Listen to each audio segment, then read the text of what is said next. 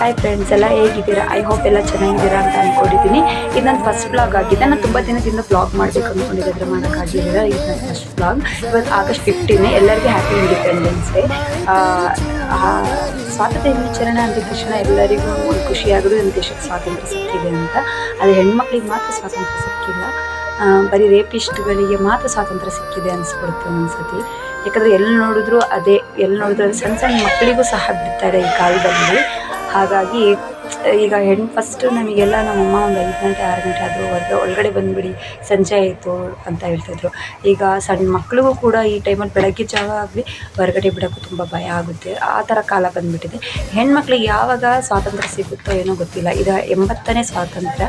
ನೋಡೋಣ ನಮ್ಮಂಥ ಹೆಣ್ಮಕ್ಳಿಗೆ ಯಾವಾಗ ಸ್ವಾತಂತ್ರ್ಯ ಸಿಗುತ್ತೆ ಅಂತ ಹೇಳ್ಬಿಟ್ಟು.